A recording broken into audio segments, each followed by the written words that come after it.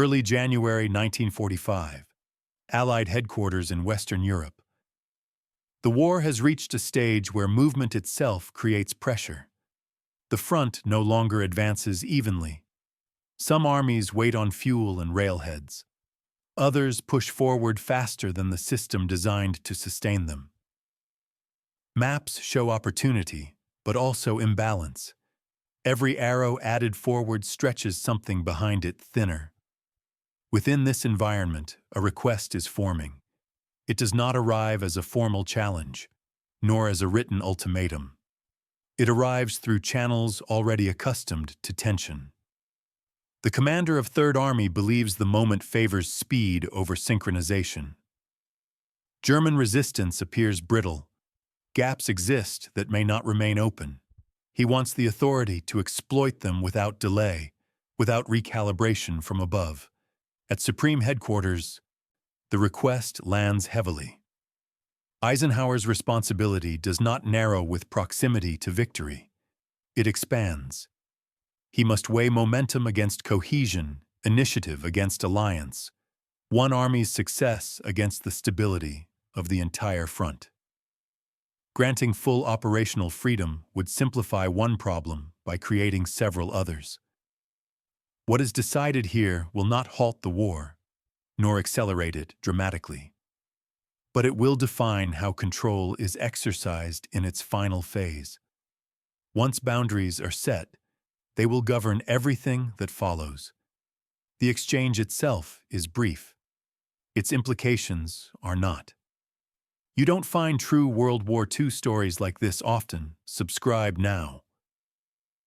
By the beginning of 1945, the Western Front had entered a period where victory was no longer in question, but its management was. The Allied advance from Normandy had shattered German control in France and Belgium with a speed that outpaced pre-war planning. Supply systems built for deliberate progress were stretched by success.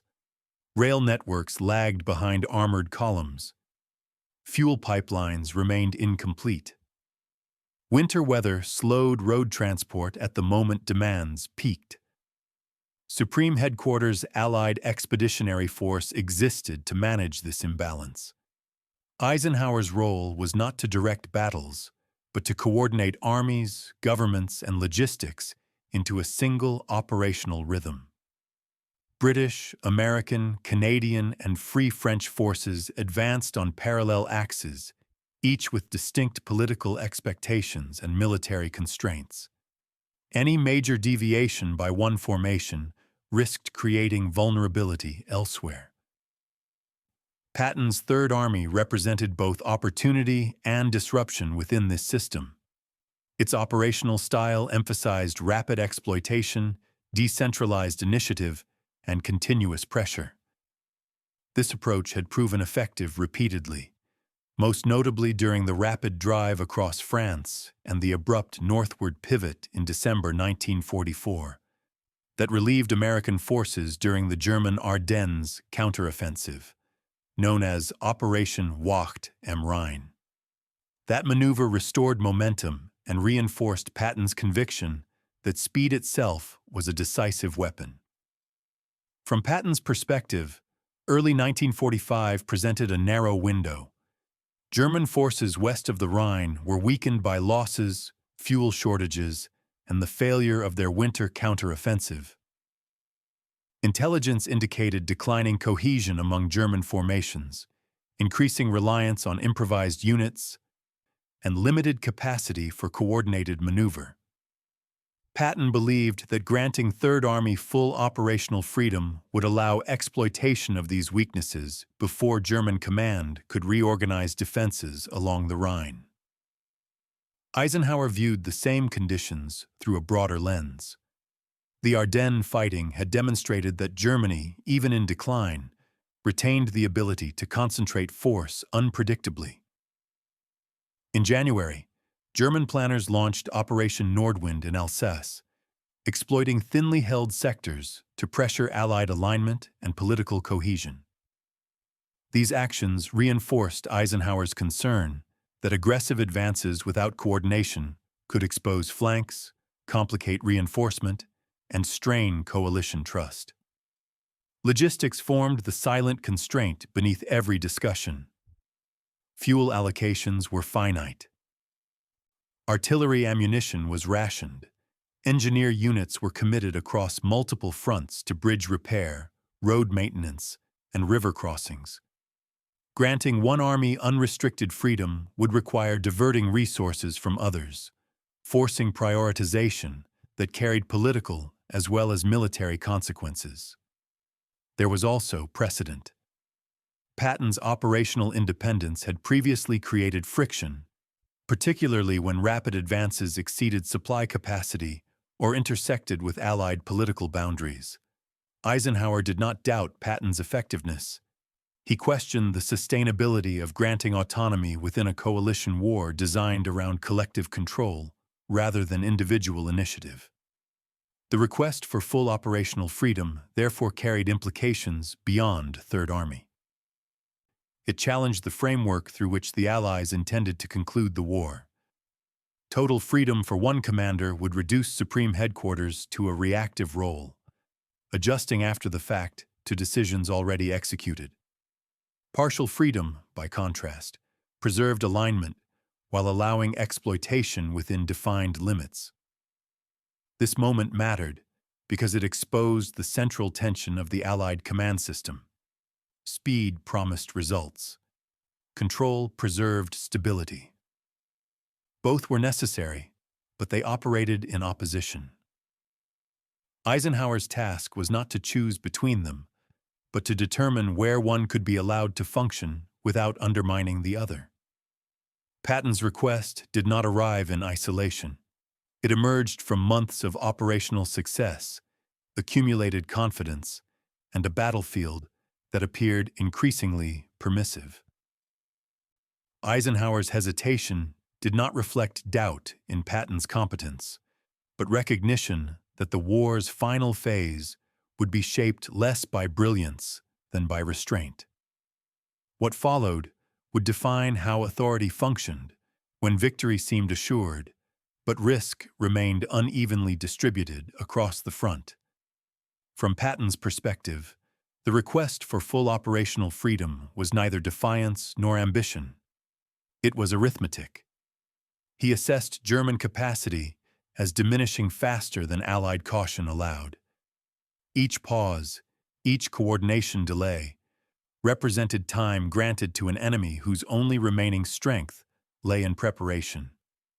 Patton believed that centralized control, effective earlier in the campaign, had become an obstacle now that German forces lacked the depth to absorb sustained pressure. To him, freedom of action meant shortening the war by denying the enemy time to adapt. Eisenhower viewed the same request through a different responsibility. He was not commanding a single army, but an alliance. His authority depended on predictability, balance, and trust between national commands. Granting Patton unrestricted latitude risked signaling that operational discipline had become optional once momentum favored a particular commander. Such a signal would not remain contained. British and French leaders monitored American movements closely, not only for military implications, but for political symbolism tied to post-war influence and territorial presence. Subordinate commanders within Third Army occupied an intermediate position. Corps and division leaders understood Patton's logic and benefited from the clarity his operational style provided. Clear intent, rapid movement, and aggressive exploitation simplified execution at lower levels. Yet these same commanders were responsible for sustaining formations operating at the edge of logistical feasibility. Fuel shortages, ammunition rationing, and winter attrition were not abstract concerns. Full freedom at the top translated into pressure at every echelon below. The human dimension reinforced these tensions. Soldiers advancing rapidly toward Germany sensed that the end was approaching. Momentum shaped morale as much as leadership did. The promise of continuous movement suggested progress, while imposed restraint risked frustration and doubt. Eisenhower understood this effect, but also recognized its volatility. Morale built on speed could collapse just as quickly if operations stalled without preparation. German command interpreted Allied behavior cautiously. Rapid advances suggested confidence, but inconsistency hinted at internal restraint. German planners relied increasingly on delay rather than defense, seeking to exploit any pause to organize river crossings and demolitions further east. Full operational freedom for Patton would compress German timelines further. Partial freedom, by contrast, preserved ambiguity that German commanders struggled to read accurately. There was also a moral dimension, though it was rarely expressed explicitly. Eisenhower bore responsibility for casualties across the entire front. Granting autonomy that increased risk in one sector could reduce it elsewhere. But such trade-offs were difficult to justify politically and ethically. Patton accepted risk as inherent. Eisenhower was tasked with distributing it. These perspectives did not resolve into consensus. Each was internally coherent, shaped by position rather than personality. Patton's request sought clarity through autonomy.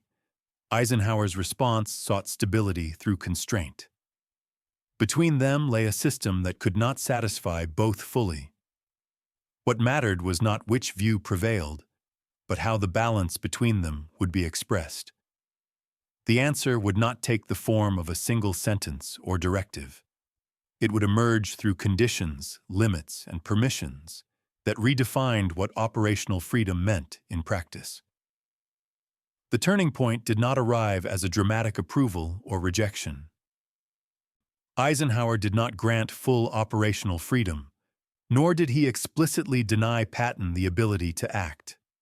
Instead, his response took shape through structure. Authority was not expanded, it was reframed. Rather than issue a sweeping directive, Supreme Headquarters translated restraint into process. Operational boundaries were clarified. Objectives were approved sequentially rather than expansively. Resource allocation became the primary instrument of control.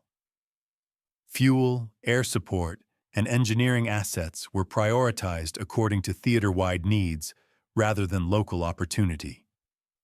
Patton retained initiative, but only within limits that could be adjusted from above without confrontation. This method preserved the appearance of autonomy while maintaining strategic alignment. Third Army continued to advance, but its tempo was increasingly determined by logistical reality rather than intent alone. Movements that fit within approved priorities received support. Those that exceeded them slowed naturally, constrained by supply rather than command dispute. Eisenhower's response did not challenge Patton's authority directly. It rendered absolute freedom impractical. On the ground, the effects were immediate but subtle. Operations proceeded with greater emphasis on consolidation between advances. Objectives were met, but exploitation narrowed. Armor waited for fuel. Infantry paused to align with neighboring formations. Engineers were reassigned to prepare crossings and repair routes, supporting the broader push toward the Rhine. What Patton had requested as freedom was replaced by discretion within a framework he did not control. German command sensed the shift without fully understanding its source. Allied pressure remained constant, but its pattern became more predictable. Rapid thrusts gave way to methodical pressure. German planners adjusted accordingly, shifting emphasis from emergency response to controlled withdrawal. Defensive actions focused on delay, preserving forces for river crossings and rearward positions. The absence of uncontrolled Allied exploitation granted Germany marginally more time, but not enough to restore coherence. At the strategic level, Eisenhower's approach resolved the immediate dilemma without exposing the alliance to fracture. British and French commanders saw continuity rather than exception. No single American army appeared exempt from coordination. Coalition confidence remained intact. Eisenhower retained his role as arbiter rather than enforcer, shaping outcomes without forcing a public reckoning between personalities. For Patton, the outcome was mixed. He continued to fight aggressively, achieving gains that validated his belief in pressure and initiative. Yet the structure imposed from above limited his ability to translate local success into sweeping operational leaps. The freedom he sought was replaced by a conditional latitude that required constant negotiation with the system sustaining him. This moment marked the end of the debate over operational freedom, even if it was never formally closed. Once Eisenhower's response was absorbed into daily procedure, alternatives disappeared. Full autonomy was no longer a realistic option. Neither was strict restraint. What remained was a controlled advance shaped by shared constraint. The climax, therefore, was not a decision spoken aloud, but a balance imposed through execution. Eisenhower did not say no. He did not say yes. He defined the conditions under which action could occur, and in doing so, determined its limits. From this point forward, outcomes followed predictably. Patton would advance, but within boundaries that preserved coalition stability. Eisenhower would guide, not direct, shaping the final phase of the war through allocation rather than command. German forces would continue to withdraw, managing loss rather than preventing it. What had once been a question of permission became a matter of procedure. The request for full operational freedom had been answered, not with words, but with a system that made absolute freedom unnecessary and impossible. The consequences of Eisenhower's response unfolded gradually rather than abruptly. In the weeks that followed, Third Army continued to press eastward, but its actions were now embedded within a system that emphasized synchronization over acceleration. Gains were made, yet they occurred along lines that reinforced the overall Allied design rather than reshaping it. Patton's formations remained effective, but their reach was measured. Operationally, this balance produced stability. Supply networks adjusted to predictable demand. Fuel distribution aligned with approved objectives. Air support was allocated according to theater priorities, ensuring that advances in one sector did not create vulnerability in another. The Allied front advanced as a coordinated mass rather than as a collection of independent thrusts. Eisenhower's authority, exercised indirectly, translated into coherence on the ground. For Patton, the consequences were more nuanced. His reputation as an aggressive commander remained intact, and his army continued to achieve results. Yet the limits imposed on operational freedom constrained his ability to exploit fleeting opportunities beyond immediate objectives. Success was defined increasingly by contribution to the collective advance rather than by independent breakthroughs. The war did not slow, but its direction became less elastic. At the coalition level, Eisenhower's approach preserved trust. British and French commanders observed consistency rather than exception. No single army appeared privileged beyond the demands of the situation. This perception mattered as Allied forces approached Germany itself, where political considerations surrounding occupation zones and post-war influence intensified. The absence of unilateral American action simplified coordination at a moment when unity was essential. German command experienced the consequences as a narrowing of options. Allied pressure remained relentless, but it was now applied with regularity. The predictability of Allied advances allowed German planners to focus on delaying actions rather than reacting to sudden exploitation. Bridges were prepared for demolition, Rearguard units were organized to buy time rather than hold ground. The opportunity for Germany to exploit Allied imbalance diminished steadily. Casualties and material losses accumulated on both sides, but the pattern favored the Allies. German forces withdrew under pressure they could not relieve. Allied units advanced with support systems increasingly aligned to their movement. The refusal to grant full operational freedom did not reduce the effectiveness of Allied power. It concentrated it. In practical terms, Eisenhower's decision shaped the final approach to the Rhine.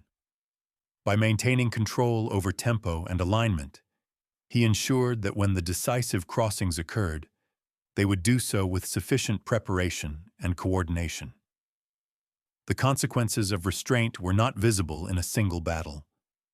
They emerged through continuity. What followed was not surprise, but progression. The war in the West moved toward its conclusion through accumulation rather than disruption, guided by a command system that absorbed individual initiative without surrendering control. The exchange between Eisenhower and Patton is often remembered as a moment of personality.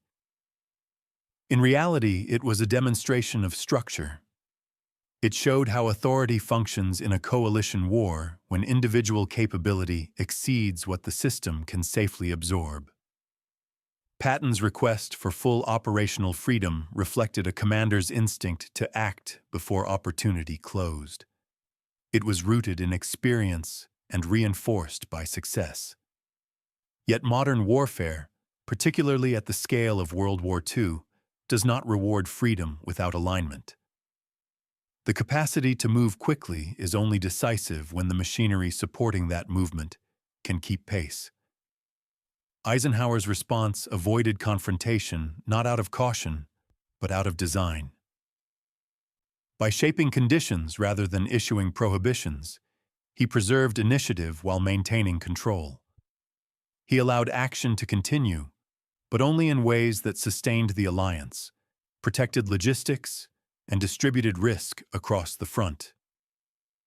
This form of command did not negate Patton's effectiveness. It channeled it. The significance of this moment lies in what it prevented. It prevented fragmentation at the edge of victory. It prevented success in one sector from creating vulnerability in another. It demonstrated that leadership at the highest level is measured not by the orders given, but by the options preserved.